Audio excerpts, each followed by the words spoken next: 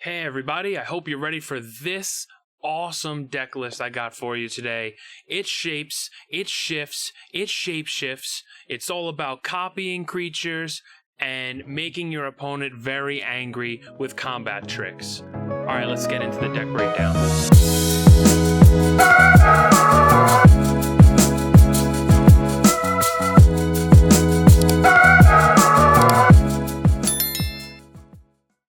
Alright, so this deck's main theme is Shapeshifters. It's a tribal deck, it's a creature deck, and I'm having a lot of fun with it, so I figured I'd make a video for everyone.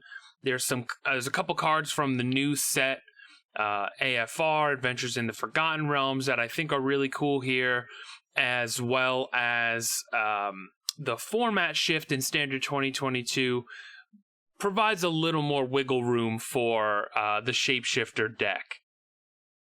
So here we have the deck divided into a few piles.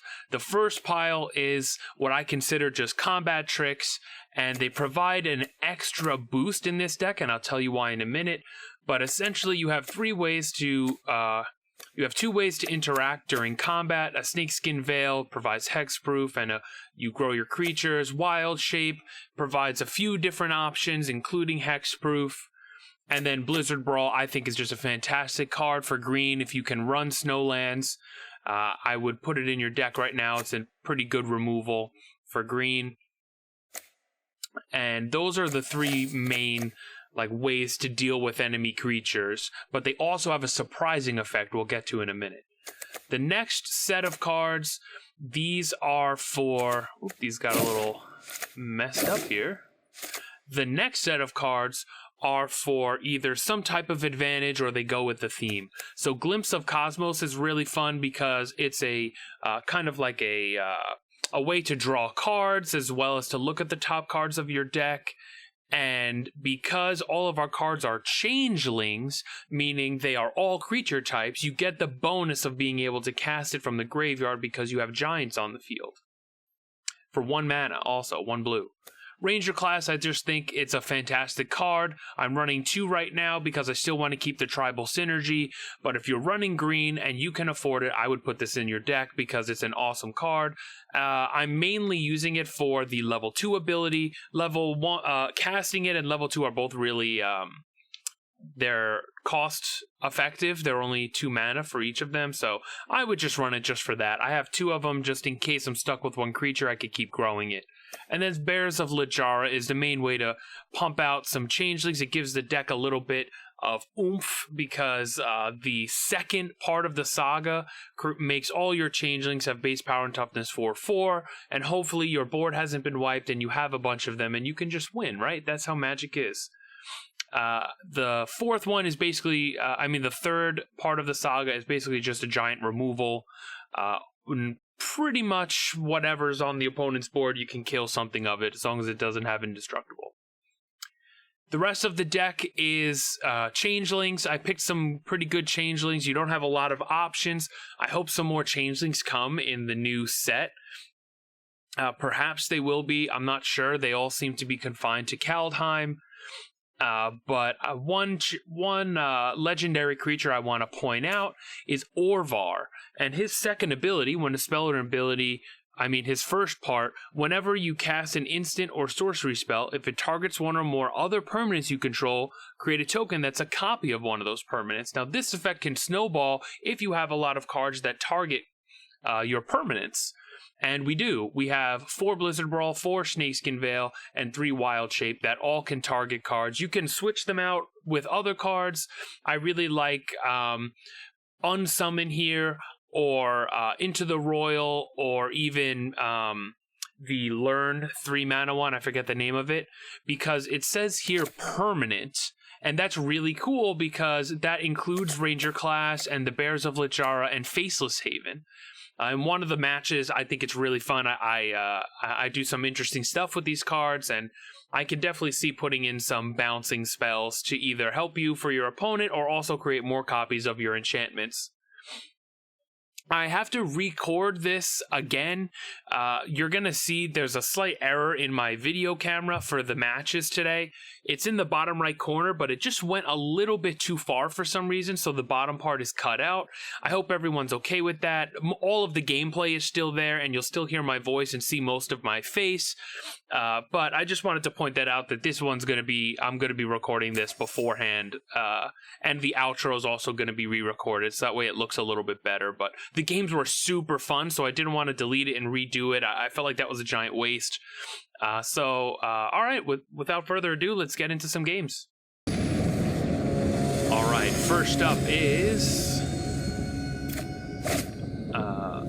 Minchugs. One of my favorite parts about this game is seeing the creativity of other people's names. Alright, so we don't have a blue source, which is not great, but we have a way to search for it. Ranger class will get us through for a while, so I think we're going to keep at the expense of not having a blue mana. We'll start off with the snow-covered forest. An opponent is probably playing some type of cleric deck.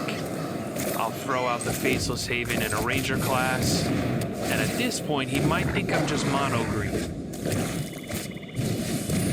Valkyries. Okay, so we're gonna need some removal, and we found some. Let's get rid of that before it gets any bigger.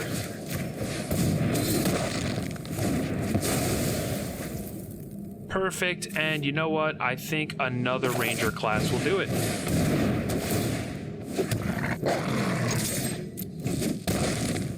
And if we don't find another mana, we're in trouble, because Glimpse of the Cosmos, I actually can't play it right now.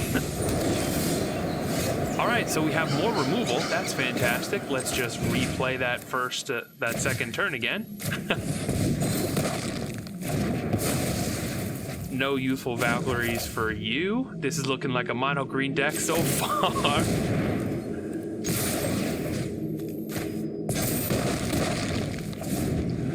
Maybe it just goes to show you that mono green's pretty good and it could win with 2 Ranger class. He probably wants to put out Righteous Valkyrie, but it doesn't really do much. Each opponent loses X life, you gain X life. Alright, he's still on the gain life thing. Oof, I do not have a way to deal with this. Where is the blue mana? Let's make that big enough, and let's make that big enough. Trying to spread them evenly in case he has some type of removal.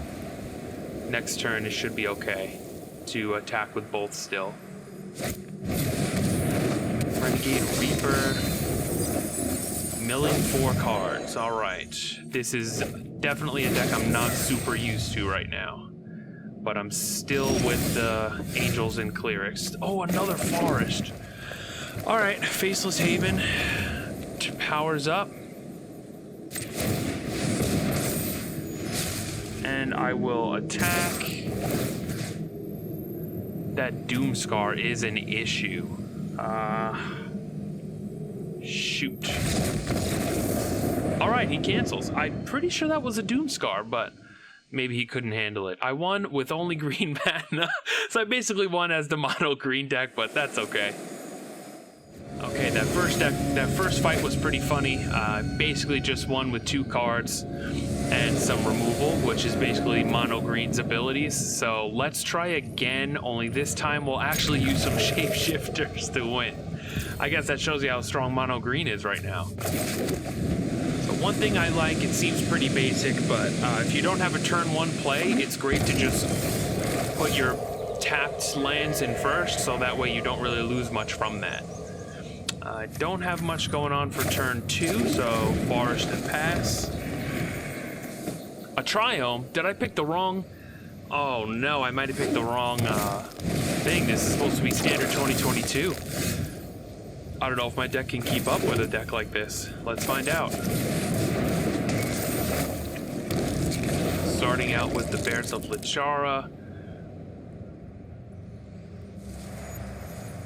Really would love a 5th mana.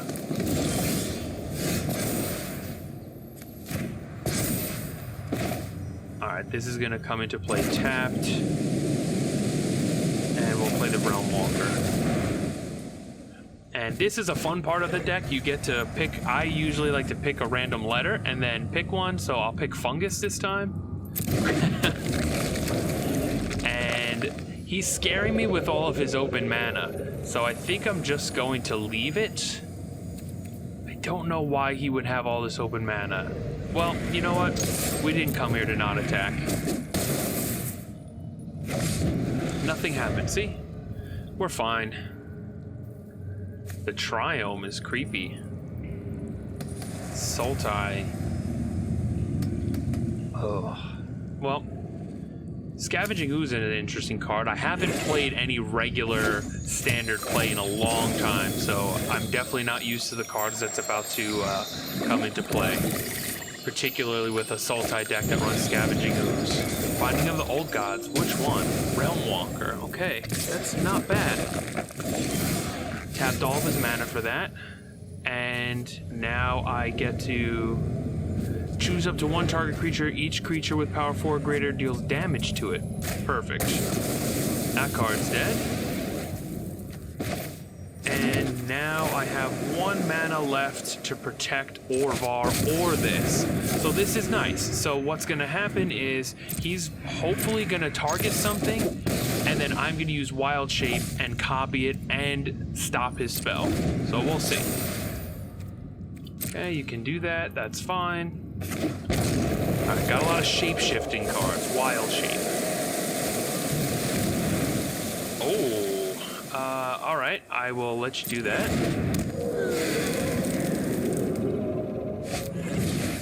A Gilded Goose, is that all of his mana? No.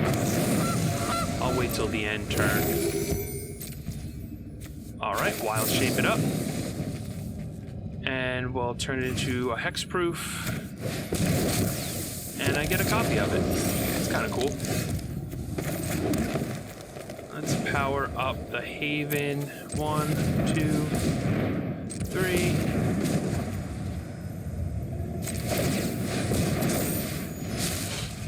Alright, let's see where he blocks.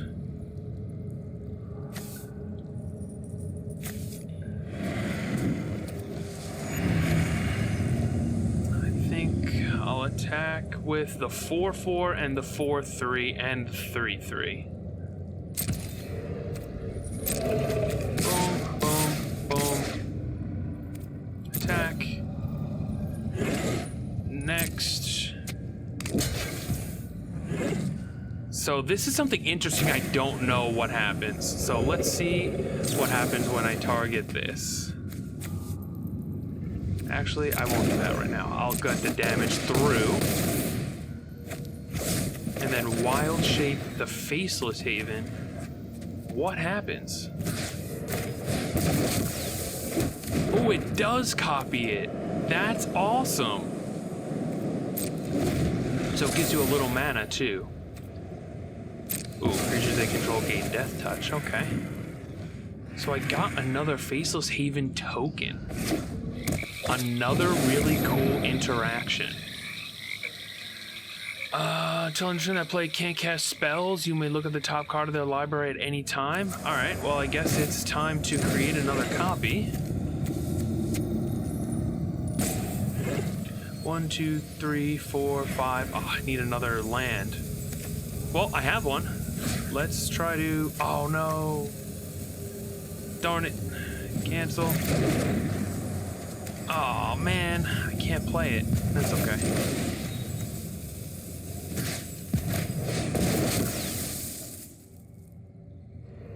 This is pretty cool though. Man, Xanathar Guild Kingpin. Not a fan of that. So, let's power up 1, 2, 3, this guy.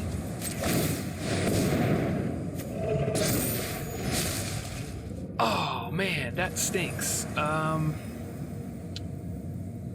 guess I'll attack with everything.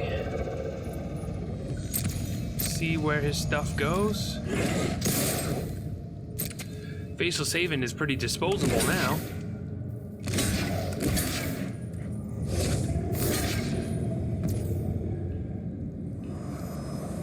And I think I win with that, but just to be sure, Let's get another Haven.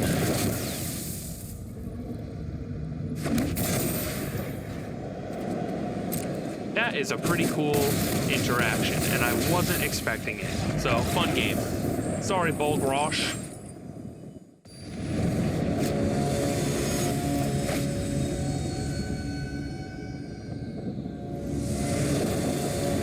Alright, now we're playing Tula. Can Tula stand up to the Changelings? Alright, we have a lot of draw, so I'm kind of okay with this hand. But if they're super aggressive, we might be in trouble. Learning about that Faceless Haven interaction and copying it over and over is really cool. I would like to do that more. Maybe even bumping up the Faceless Havens to 4 might be useful. There's not that much color devotion in this deck. Most things are just generic mana and either 1 blue or 1 green, so I think that I can get away with having a bunch of Faceless Havens. Alright, Tula's taking a long time to figure out what to do. She's thinking. Let us say hello to our thinker Tula.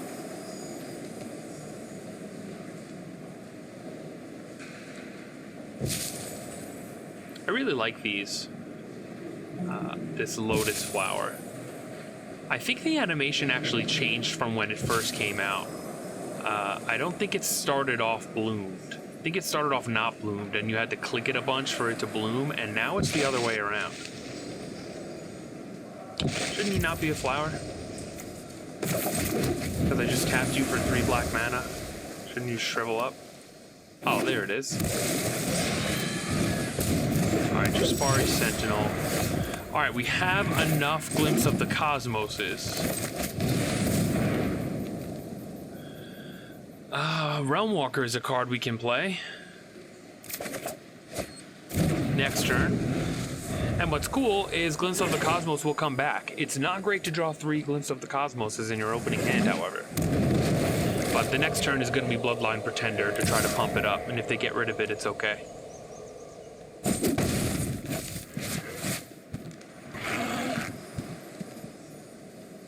You can play another Sentinel. That's not a bad play. Tula.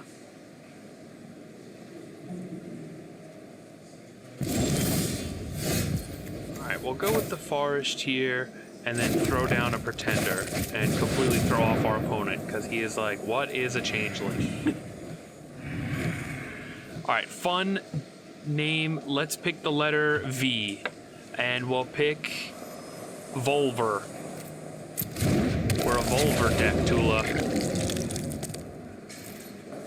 You'll never understand it. One card that I think would be really cool, it's not a Changeling card, so all of these options would have to just be giant, but Cyclone Summoner is the giant Cyclone 7/7 card that MTG Joe uses for his Simic ramp deck is actually a really nice card because all of these count as giants, so when you play the card, it's actually just everything your opponent has, just bring it up.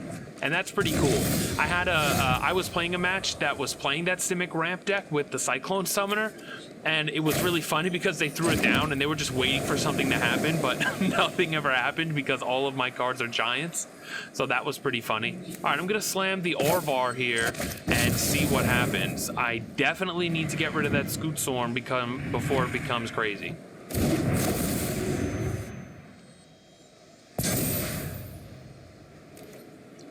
I'll go in and attack. Any combat tricks or anything weird? Probably not with all of the mana they have down. And they take 3. Let's see how many lands they could get out this turn. Kazandu Mammoth, okay. Mono green Landfall deck. Lotus Cobra, one of my favorite cards. I put it in my Simic ramp deck. I absolutely love the card in that deck. I think it's a great way to fix your mana as well if you can splash green in there and protect it. That and Treasures gives you a ton of mana if you're looking for like a Tiamat deck. Remember, that's what the decks used for that Omnath deck, that 4 mana crazy card that got banned. It was a bunch of colors, and the way you did it was with Lotus Cobra. So if you have a multicolored card you're trying to play, Lotus Cobra is actually not a bad play.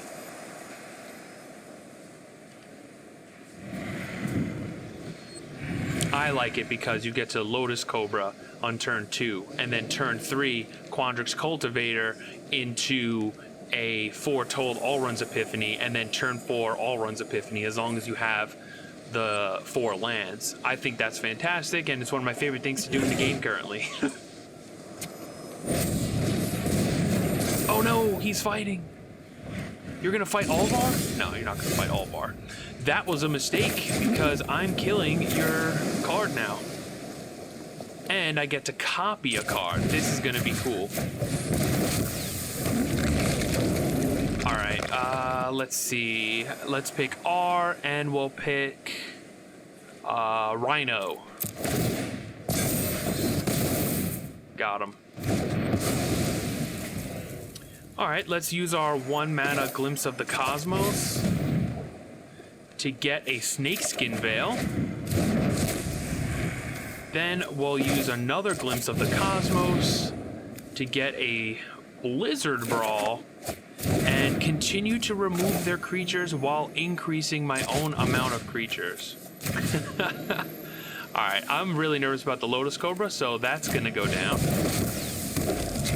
Let's find a fun card to pick. J, maybe? Let's go with Juggernaut, because that's what this deck feels like right now. And, you know, casually swing in for 10.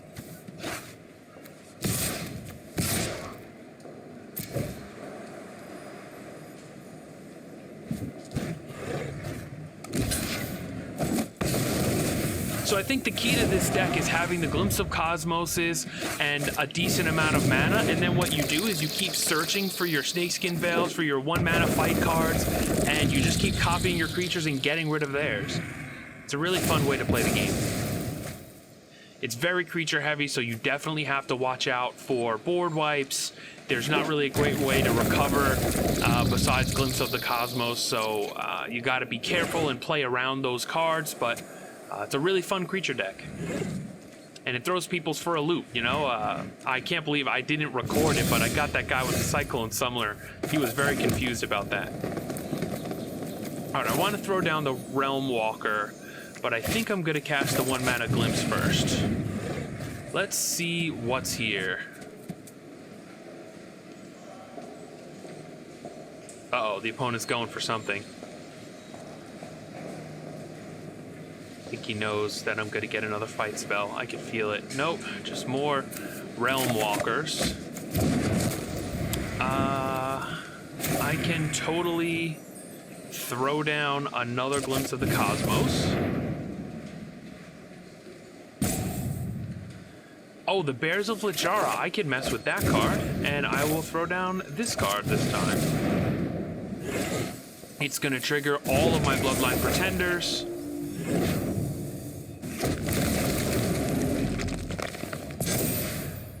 And I will definitely have a huge board next turn. So let's go for this. Let's just attack with all of it. What are they going to do?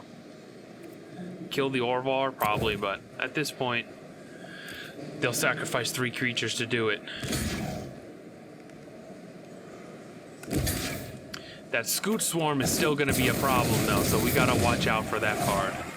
Because if they have a way to get 2 lands, I don't know if there's a lot of ways to get it. Like, we're missing Cultivate now, so they don't have an explosive turn right now, but oh, they forfeit. Sorry, Tula. The Changelings have come for you. All right, everyone. So we had a great time with this deck. I think it's super fun. It has surprising amounts of unpredictability. You don't really know what's going on, and if you're not used to fighting a Changeling deck, this is an atypical one, I think, because it focuses really heavy on Orvar, and you have all of these spells that target your own creatures, including some new ones in Wild Shape. I think it's really fun to put a trample on someone. What I didn't really realize is that you can use Orvar's ability on Faceless Haven to either ramp yourself or provide another blocker if you have extra mana. There's just so many cool things you can do with it. I totally would put some bounce spells in this deck just to be able to also copy other permanents like Ranger Clats or Bears of Littjara. I think that would be really fun. Bears of Littjara is often pretty potent, so to have multiple of them out turn after turn would be pretty fun. And that's about it. Yeah, it's a super fun deck. I think it's a relatively low rare cost deck. It only has the Faceless Haven, Orvar. Oh no, it does have Bears of Littjara and Realmwalker as well. But if you have the extra crafting materials and you want to make a fun deck that might actually be pretty good as well, this one's definitely it. I would totally put more Faceless Havens as well. The color scheme for the deck is blue and green, and most of the cards have either A blue or A green. So having a Faceless Haven isn't too detrimental, and all of your lands are snow, so you don't have to worry about things like that. I also want to point out that I have a Patreon now, and I have some patrons, which is really fun. They provided some interesting insight about what they want me to do, and if you become a patron, you get just that. It's a lot of fun. It's low cost, and it keeps me making videos and continuing this hobby. So I'd really appreciate it if anyone does that. But if not, that's cool too. Just talk to me in the comments. I think it's fun to engage with people. I haven't had too much engagement because the channel's pretty new, but I look forward to hearing from everyone, and I'm excited to make more videos like this. All right, see you soon.